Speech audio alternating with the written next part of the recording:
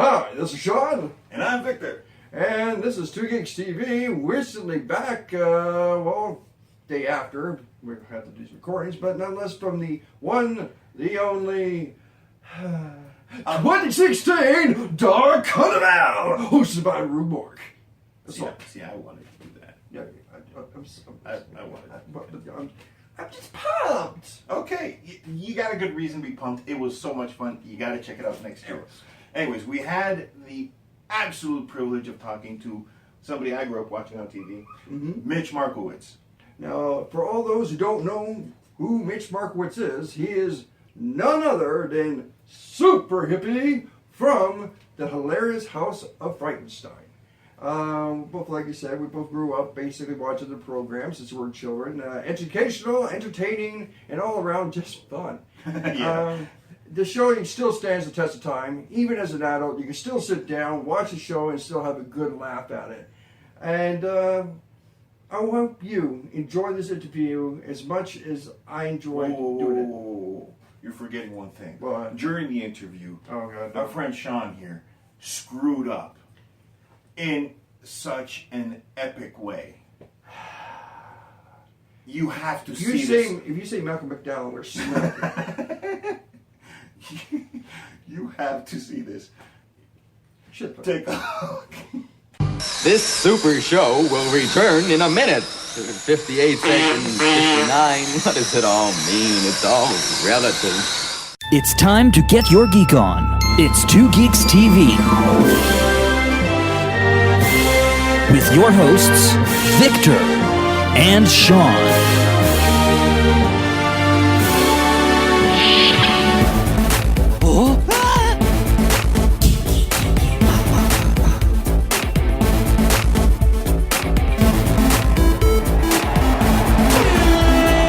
Keep on geeking on. Hi, this is us back of Two Geeks TV, and I got along, and that would be Little X Mac, and we're welcoming you to the Dark Carnival 2016 here in Hamilton. And what would it be?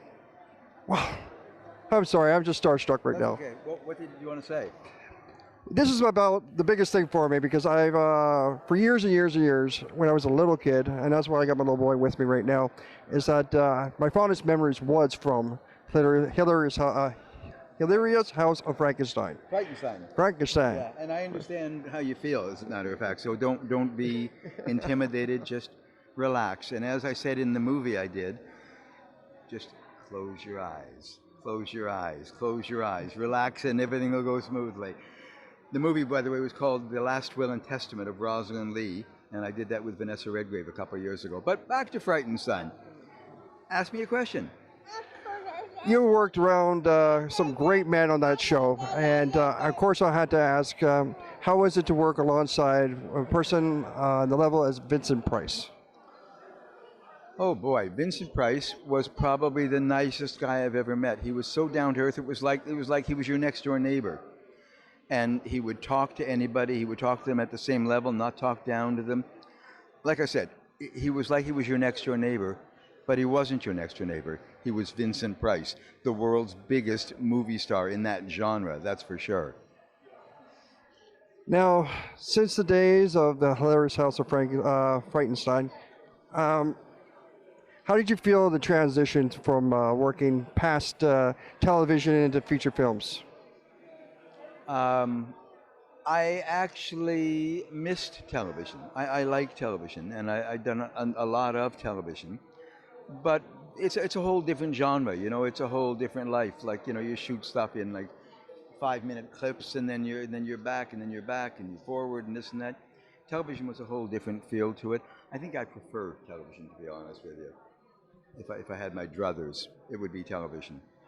And if I had my druthers and I could do television with people like Vincent Price and Billy Van, I would never do anything other than that again the rest of my life, that's for sure. That'll be a dream for the next generation, I'll tell you that, my friend. There's a lot of things I've been noticing that's missing in television today, especially when it comes to live children's programming and stuff like that. And a lot of that is pretty much what was given in the Hilarious House of Frightenstein, which the entertainment value along with the educational value that was both there. I think one of the biggest impacts for me was the Grammar Slammer, which was He was the biggest puppet I have ever seen in my entire life, and he was overwhelming. Like, he took up the whole screen, regardless of whether it was Igor standing next to him or the Count or whoever. The Grammar Slammer owned that screen. There was no question about it. And it was a perfect way to sneak educational content into the show without anybody even knowing it, except the CRTC, the Canadian Radio and Television Commission, because they had a mandate for how much educational content you had to have. So this was a good way to do it because nobody at home realized they were being taught something. It was just all in fun. So it was a great segment on the show. well, like you said, if you're able to get a hold of a few people from the past and redo it, you pretty much would. But for this generation, age of approaching nothing but technology and superheroes and everything else, which seems to be in the limelight, how would you tweak the show to pretty much grab the kids of today? I don't think I would. I think, to tell you the truth, we didn't know it at the time, but we created a perfect package. I mean, obviously, there were some things we would have maybe done. No, we wouldn't have even done them differently. Like, I was thinking, we didn't hire professional writers. We went to Ryerson, a school with a radio and TV arts course, and we got a bunch of students that hadn't quite yet graduated and said, how'd you like to be writers? And they said, oh my goodness, would we ever? And we told them, gave them some direction, told them what to do, and the next thing you know, we had created 130 hours of television. Now, had we had professional writers, things might have gone a little bit smoother on the set, but as it happens, we didn't. And when Billy Van was on the set reading some of the cue cards, said, I can't read this crap, it doesn't make any sense. So he did a lot of ad-libbing. Half the stuff you see on the show was ad-libbed right there on the set. And I think that's what added a touch of magic to the Hilarious House of Frightenstein. So I think if we had to do it again, and if all those people could come back and join me in the show, we would do it exactly the same way. Beautiful answer. I like it. Thank you very much. If there's anything you wish to put out there for right now, for let the people know, for anything future endeavors or any projects you're working on, now's a good time. Well, there is actually. We're at the very early stages of working on a documentary film about Hilarious House of Frightenstein, because we inspired lots of people who went on to be very famous, the likes of Mike Myers and Jim Carrey and Alice Cooper and the SCTV people. And if anybody who sees your project here has any great anecdotes or stories from their days of watching Hilarious House of Frightenstein, they're welcome to get in touch with me and tell me your story or your anecdote or whatever, and who knows, maybe we'll use some of it in the documentary. They can reach me at superhippy, HIPPY.com. That's my email address.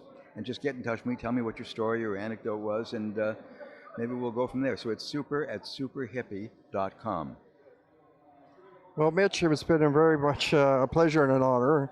Still a little starstruck when I add. But I truly thank you very much for all the years of entertainment and this wonderful interview, too. It's been my pleasure, and thank you for seeking me out here at Dark Carnival. Thank you very much. My pleasure. Good talking to you. Well, this is S-Mac. I'm 2 Geeks TV with my little X-Mac down here, who's now wanting to run away, with Mitch Markowitz, and keep on geeking on. This super show will return in a minute. 58 seconds, 59. What does it all mean? It's all relative. Keep on geeking on.